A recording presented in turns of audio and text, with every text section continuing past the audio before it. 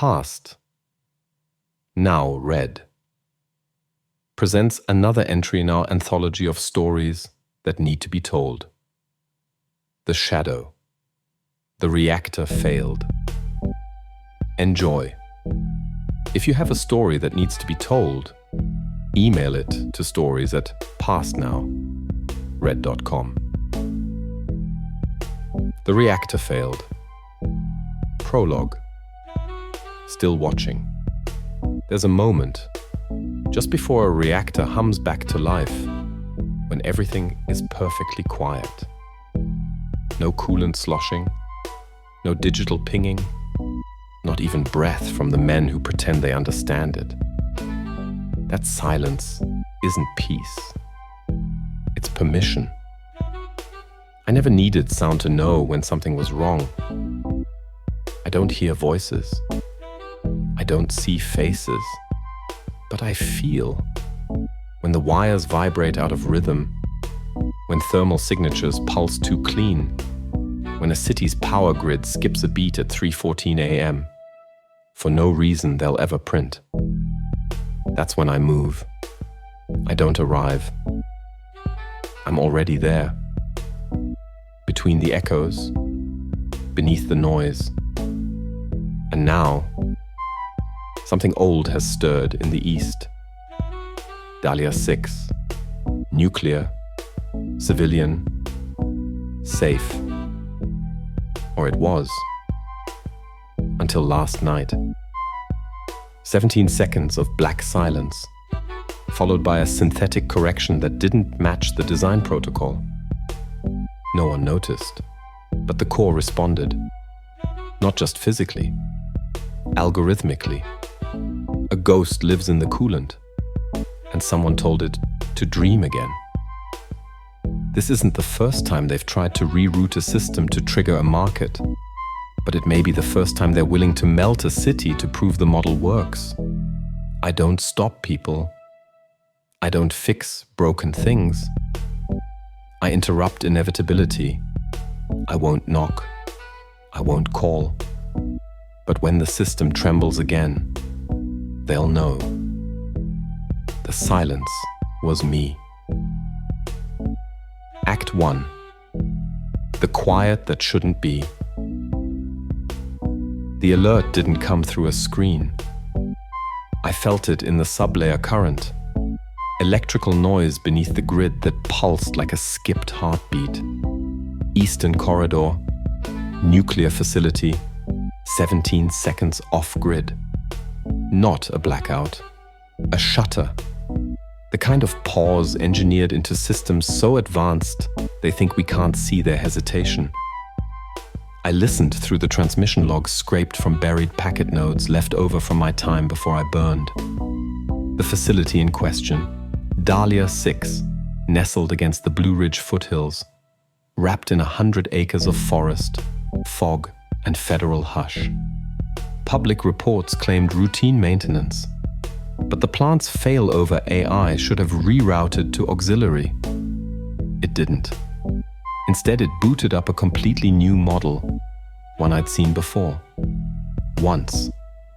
In the server bones of a company that no longer officially exists. Lucent. I started walking. It's not how most people imagine a move like this.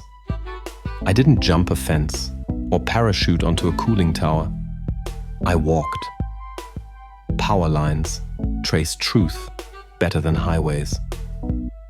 I slipped under the grid, through forgotten culverts and hollowed utility tunnels, territories that never made it into the urban redevelopment plans.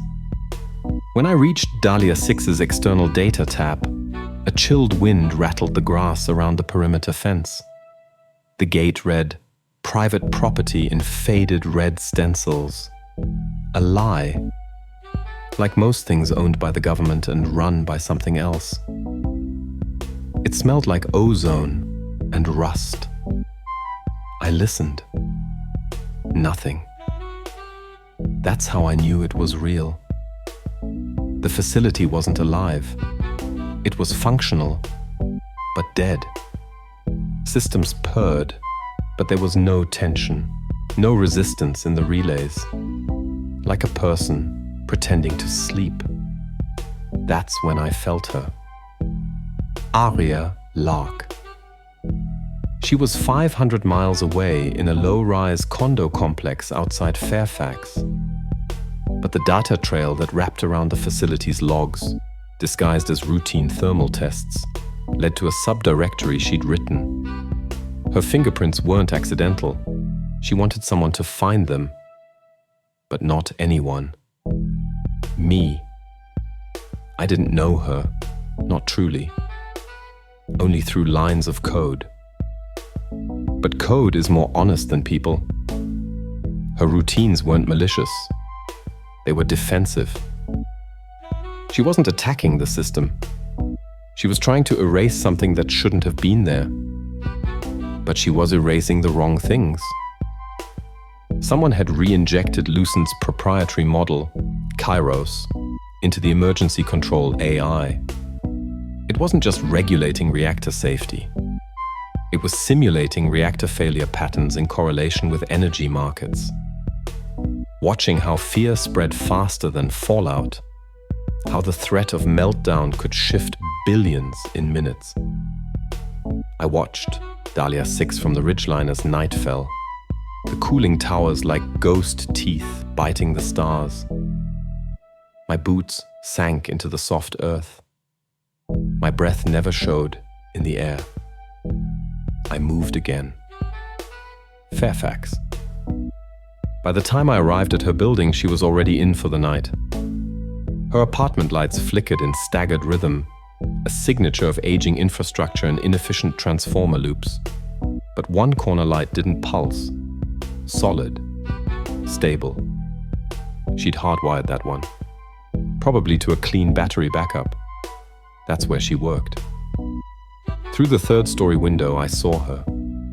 Disheveled, exhausted, still in work clothes. Her fingers paused on the keyboard, shaking just slightly. She stared at the monitor like it was lying to her. She lived alone. No pets. No visitors. But 2 mugs sat in the drying rack. One was recent. The other hadn't been touched in months. I knew the name on the cup. Aria Lark. Her brother. Deceased. Reported missing during a Lucent-linked offshore incident the same year I scorched their mainframe.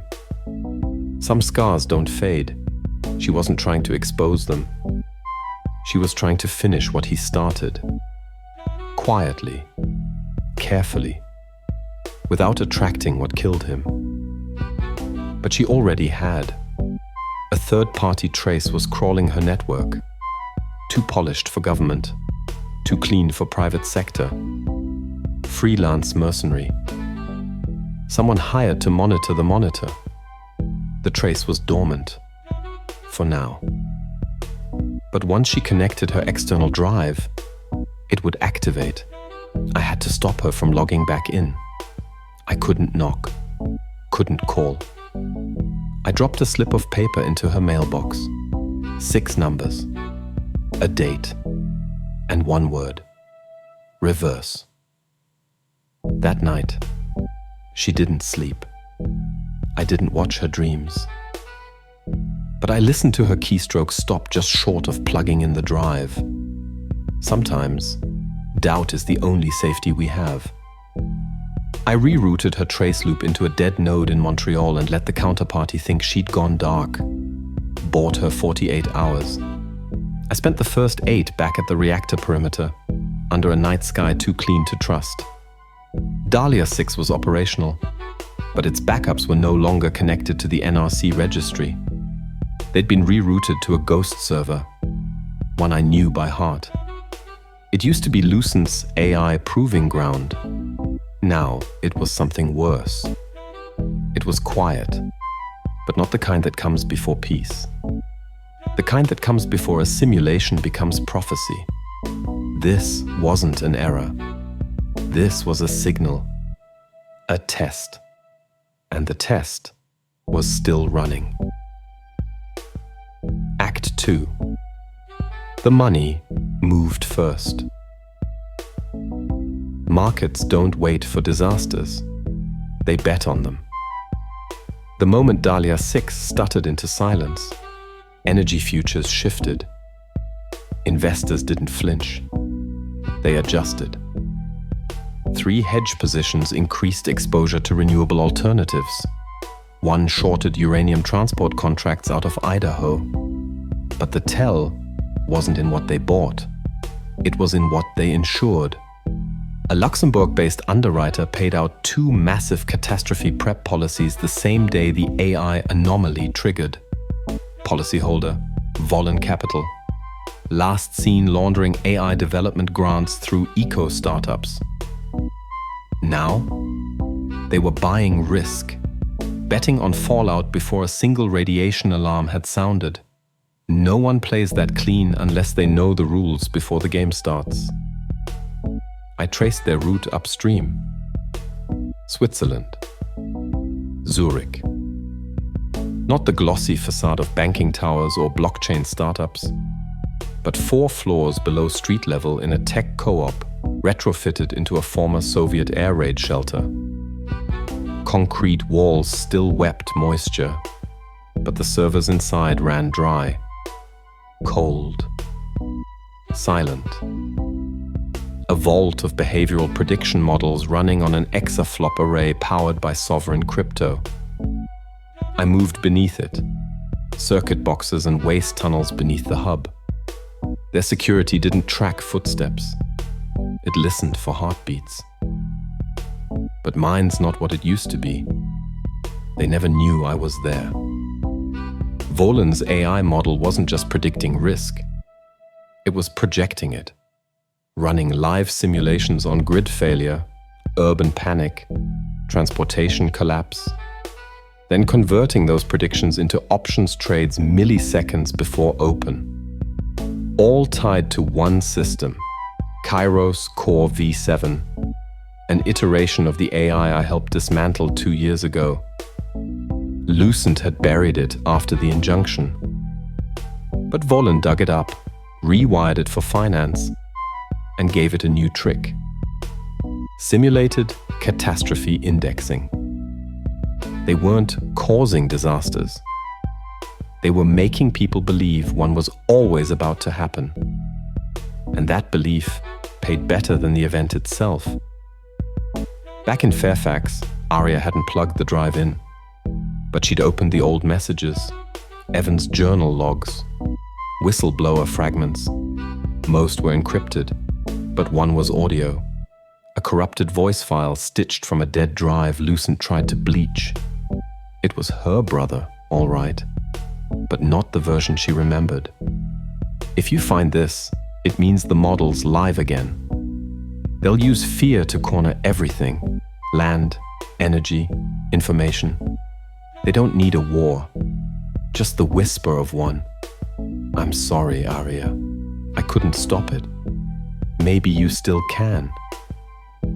She played it 5 times that night. I listened once. He wasn't wrong, but she didn't know what came next. Vollen had tracked the countertrace I rerouted. They were watching her now, not with threats, but with shadows. A drone passed over her building that morning. Looked like utility inspection. It wasn't. It wasn't armed either. It didn't have to be. It scanned her retina through the curtain slit, logged her position, marked her as active. That marked her as expendable. I moved again. DC, a rooftop 5 blocks from the Vollen East Coast clearing hub. Their drone pad blinked like a lonely lighthouse. A courier drone lifted at 2:44 p.m., payload protected, sealed in graphene casing, untraceable. But it had a signature. Biometric. Not a file. A token. A thumbprint and retinal hash. Combined, they unlocked the kill switch for Kairos Core V7. If inserted into a control node, the token would activate the AI's containment projection module, a tool meant for reactor management, now redesigned to simulate meltdown across dozens of public data feeds. The moment it's used, it won't matter what's real. Perception will crash the markets. Perception will justify war. And perception will pay. I followed the drone south. Not to another city, but to a relay tower in rural Georgia. A disguised microwave dish embedded inside a water tower. I didn't intercept the drone. I let it arrive. Then I reprogrammed its return sequence. When it lifted off, it carried a new payload. A data bleed. A looped echo of Aria's voice from her apartment's ambient microphone. A memory. A gift. Inside her apartment that night, she didn't speak. But she stood at the window for a long time, looking out. The blinds were half drawn, her hands clenched at her side. She knew someone was moving behind the curtain, and she didn't run. Instead, she opened the window. Not a word, not a sound. But I felt it. Trust. Reluctant. Wounded. Real. Trust like that doesn't come easy when your world collapses without headlines. When your brother becomes a deleted file. When the only help you have never shows their face. But she opened the window. That's all I needed. At 4:03 a.m., I slipped into a tertiary data node on the outskirts of Atlanta. From there, I injected a mimic file into Volan's internal market projection. One variable, one echo, altered. Instead of triggering a simulated event, the AI now fed its own fear loop. The system thought it had already failed. Its projections now registered every node as contaminated, every corridor as lost, every reactor offline. In a single cycle, Volan's AI began buying back the catastrophe insurance it had just sold. It cost them $80 million in 32 minutes. They thought it was market fluctuation. It wasn't. It was me. Sometimes, you don't destroy a weapon. You convince it the war is already over. Act 3. What the dead left. Fear is currency, but memory, that's a ledger no market can predict. The whisper of Aria's voice in the drone payload wasn't just a mimic. It triggered something deep inside Kairos Core V7. A stored echo. A voice fragment the AI was never supposed to keep. Her brother's.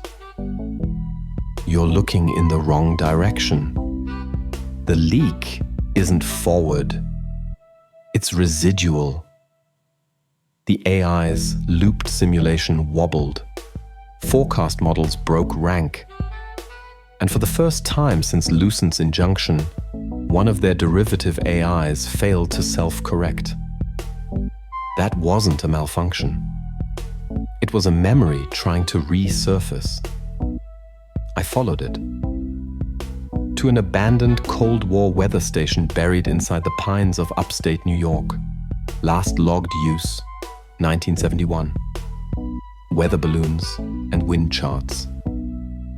Now, it was quietly reactivated 2 weeks before Dahlia 6 stuttered. GPS said the place didn't exist, but the birds avoided it. That was enough for me. I moved at night, up the access road long since swallowed by moss. The air thinned near the door like the land knew what had been buried beneath it. When I pushed through the rusted side hatch, the scent changed. Not decay, not mold. Sterile. New filters, fresh airflow, copper polish. The power hum beneath my boots wasn't old. It was designed to sound old. Inside, rows of equipment blinked against the dark. Radiation monitors, isotope indexes, and at the core, a repurposed AI uplink node running hot. And next to it, 3 containers of medical-grade cobalt, unshielded. They weren't building a bomb. They were building panic. An atmospheric dispersal wouldn't kill the city, but it would register. Dozens of Geiger counters would detect trace readings across multiple counties. Headlines would erupt. Energy markets would whiplash. And Volin would be waiting to sell protection against the very disaster they simulated. But the question wasn't how they built it. The question was who. That's when I found the name. Kellen Drucker, a former DOE contractor, publicly blacklisted for whistleblowing on misused nuclear subsidies. Privately, he'd been folded into Lucent's Project Carbon Vault before the fire. Back then, he tried to stop what Lucent had become. But now he was an architect of the illusion. I found him in a cabin 3 miles outside the perimeter. He'd isolated himself like the righteous often do, surrounded by books, water filters, 2 satellite links, and 4 backup batteries. His hands trembled as he typed, not from fear, from compulsion. He believed what he was doing mattered, that if he could model the collapse, someone up top might listen. But he wasn't modeling anything anymore. He was triggering it. One final uplink from the weather station, and the cobalt dispersal would commence. Drones would launch, cross the Adirondack corridor, and paint the sky with fear. I didn't stop him. I let the uplink run, and then I introduced a variable, a mirror, a half-second delay in his return feed, a reflection in a monitor that didn't exist, a glitch in the signal that mimicked a breach. He looked over his shoulder. Nothing. The shower dripped once. His coffee pot blinked. His solar inverter surged for just a moment. No power loss, just a whine. And then he cracked. He shut it all down. He destroyed the cobalt containers himself, took a sledgehammer to the canisters and melted the AI node with a magnesium flare, screamed something into the void before falling to the floor. He believed someone was watching, and he was right. But he'll never know who. Back in Fairfax, Aria was rebuilding her brother's last drive. The AI had tried to overwrite the original logs, but Evan was smarter than the machine he helped build. He nested a failsafe under an obscure bit of code disguised as an unfinished poem. She decrypted it with a fragment of a childhood lullaby. Inside, a video recording, pixelated, glitching. But there, Evan, standing in front of an early Lucent test terminal, saying one sentence. If they win, people won't die by war. They'll die by decision-making AI that no one understands. That was the nail. That was the proof. Not for the world, not for the government, for her.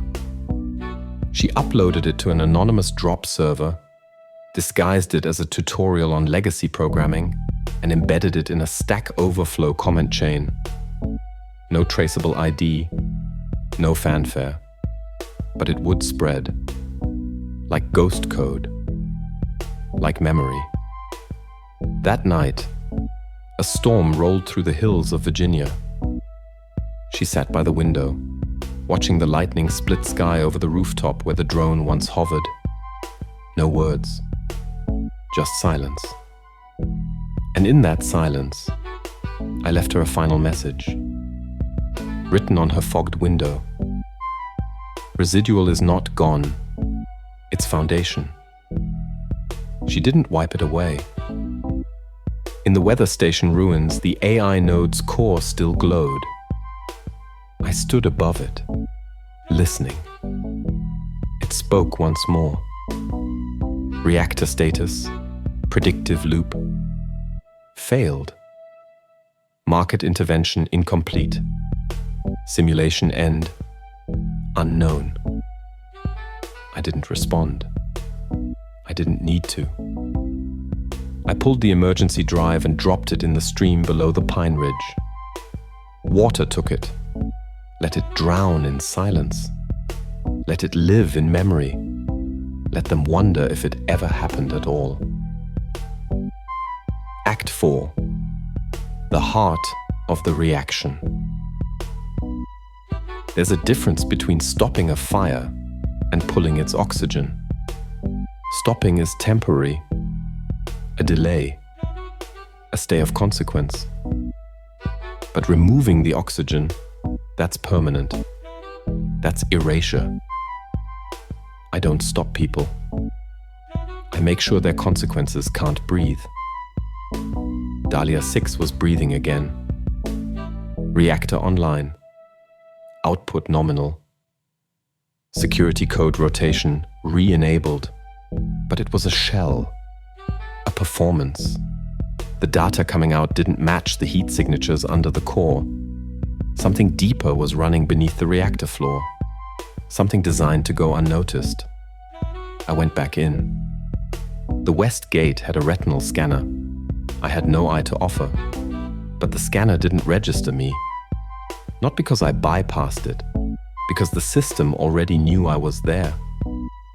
Inside, every corridor was too quiet. Even the sounds of power, coolant circulation, fan hum, transformer pulse, moved wrong. As if echoing a simulation, not producing real energy. On the third sublevel, I reached the server bay.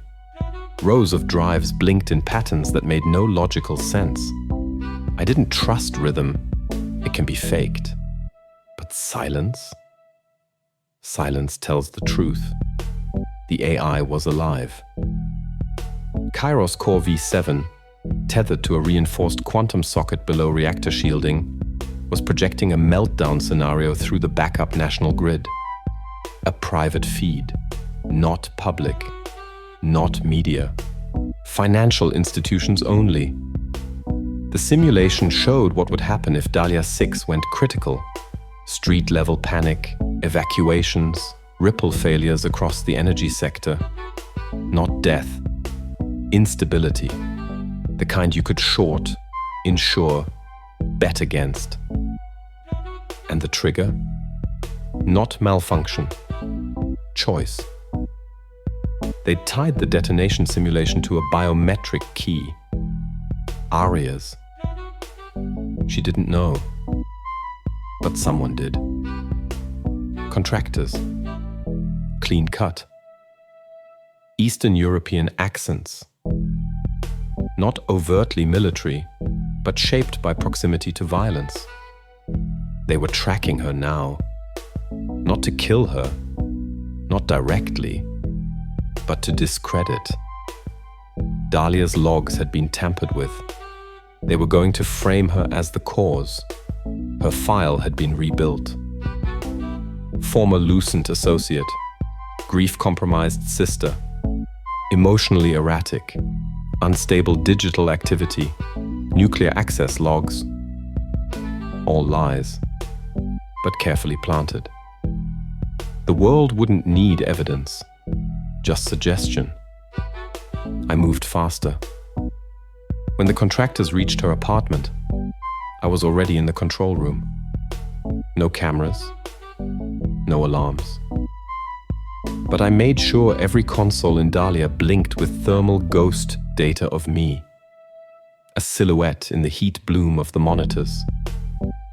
The illusion worked. 2 of the 3 contractors froze.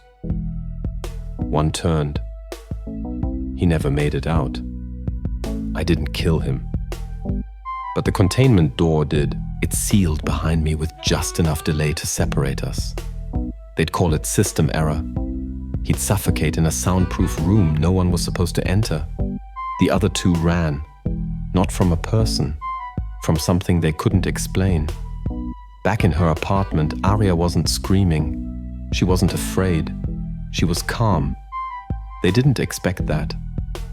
She looked one of them in the eye as they tried to detain her. But her hands were empty. Her face blank. Then the power blinked. And every screen in her building, phones, tablets, monitors, glitched once, then flickered on. A video. Evan's face. If you're watching this, I'm gone. But the AI isn't. They didn't delete it. They sold it. Buried it under a new name. And they're going to use it to make the world fear the very thing that was supposed to protect them. The contractors backed off. That message was already live. All she had to do was play it once. Back in Dahlia 6, I triggered the auxiliary override, a failsafe installed long ago by the same engineers who doubted the AI's independence. They called it a manual heartbeat, a button buried beneath the nuclear protocols, hardwired into the analog shell. It wouldn't stop the AI, but it would force the reactor offline, real offline. The moment I pushed it, every screen went dark. Not just Dahlia's. Volan's trading terminals, Zurich's AI center, the satellite that rerouted their price simulations, all fed from the same simulation stream. All crashed. I didn't destroy Kairos. I fed it truth. Uncertainty. No prediction. No control. The AI couldn't simulate what it didn't understand. And what it didn't understand was me. Aria moved again. New name. New city. Not hiding. Not erasing. Just choosing peace. She teaches now. Kids. Real kids. Not code. Not predictions. Sometimes she sits alone on the school roof, not afraid, but alert.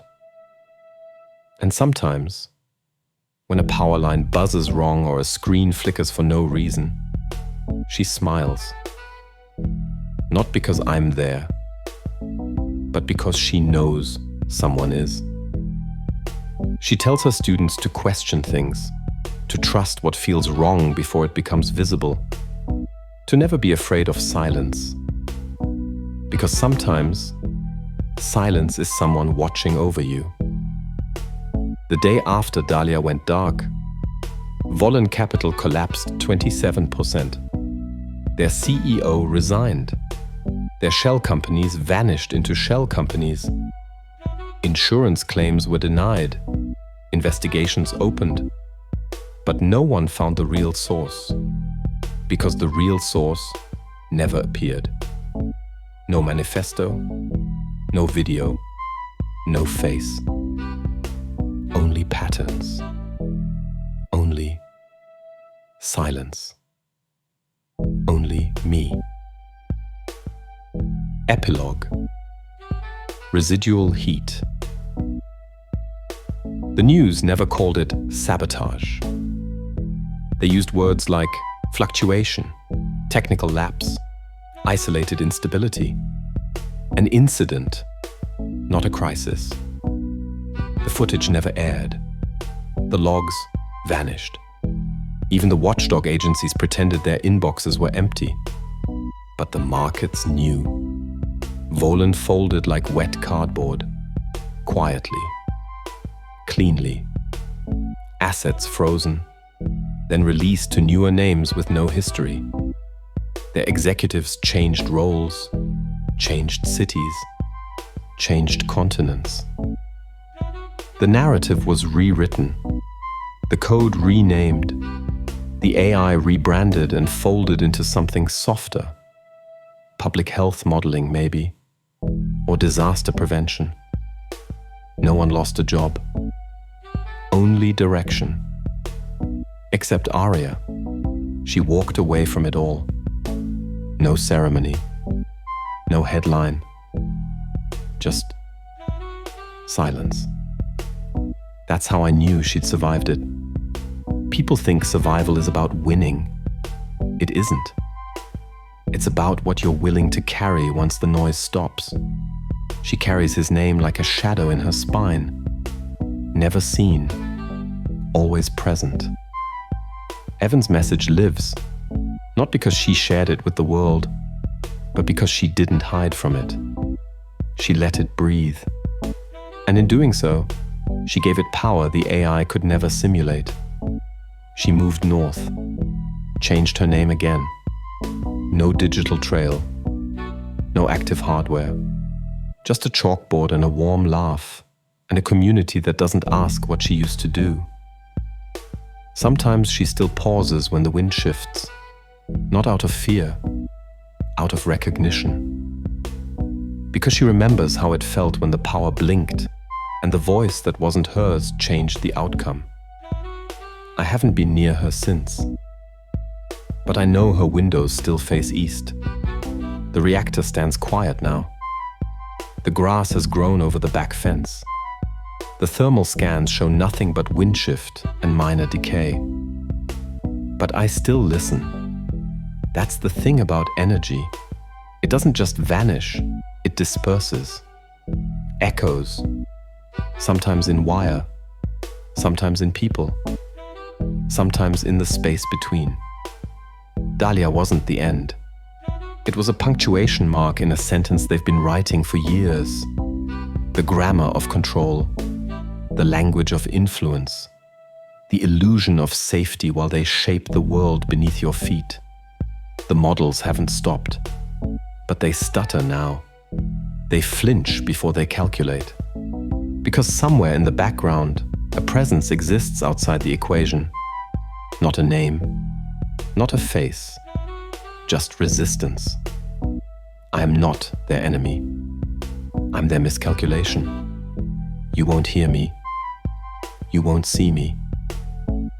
But if the lights flicker, if the street camera turns when no one passes, if the signal lingers 2 seconds longer than it should, you'll know. And that's enough. Let the systems reset. Let the models adjust. Let the markets recover. That's their rhythm. Mine is different. I don't wait to be called. I don't arrive when it's safe. I come when the silence gets too perfect. Because beneath every lie built on code and consequence, there's always a wire they forgot to cut. And I'm already inside it. You have been listening to The Shadow, The Reactor Failed, produced and adapted for audio narration by Past, Now, Read. Stories that need to be told. If you have a story that needs to be told, email it to stories@pastnowread.com. Please subscribe and hit that bell for future updates. If you like this story, stay tuned for the next episode each Friday evening at 6:30 p.m. Follow for more. If you like our stories, please tag with someone who may also like Past Now Read, stories that need to be told. It would really help our channel. Thank you. All content and images are copyrighted by Phone House, LLC. 2025, all rights reserved.